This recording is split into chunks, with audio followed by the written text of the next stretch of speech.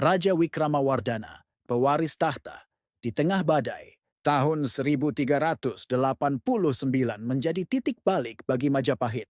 Raja Agung Hayam Wuruk, sang pemimpin masa keemasan, wafat.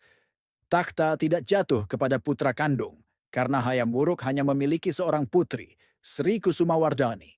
Sesuai adat dan keputusan istana, menantu sang raja, Wikramawardhana, naik takhta sebagai Sri Maharaja Wikramawardhana, memerintah bersama permaisurinya, Kusumawardhani. Pada awal pemerintahan Wikramawardhana mewarisi kerajaan yang luas dan makmur, tetapi di balik kejayaan itu tersimpan bibit pertikaian. Beberapa bangsawan dan keluarga kerajaan merasa berhak atas tahta, termasuk Bre Wirabhumi, putra selir Hayam Wuruk, yang diberi kekuasaan di wilayah timur Majapahit. Perang Paregrek ketegangan antara istana pusat dan wilayah timur terus meningkat hingga pecah menjadi Perang Paregrek sekitar 1401 sampai 1406. Ini adalah perang saudara besar yang memecah belah Majapahit. Pihak Barat dipimpin oleh Wikramawardhana dan Permaisuri Kusumawardhani. Sementara pihak timur dipimpin oleh Bri Wirabhumi. Pertempuran berlangsung sengit selama bertahun-tahun, melemahkan ekonomi dan persatuan kerajaan.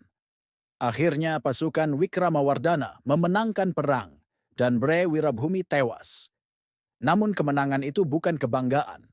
Majapahit kehilangan banyak prajurit, sumber daya, dan wibawa politik. Pada masa kemunduran, meski berusaha memulihkan kerajaan, luka perang Paregrek sulit disembuhkan. Wilayah kekuasaan yang dulu luas mulai memisahkan diri. Kerajaan-kerajaan bawahan seperti Malaka dan beberapa daerah di Nusantara memperkuat kemandiriannya. Pada masa ini pula, kekuatan perdagangan baru berbasis Islam, seperti Samudra Pasai dan Cikal Bakal Kesultanan Malaka, mulai bangkit, menandai pergeseran hingga akhir pemerintahan Wikramawardhana, memerintah hingga 1429.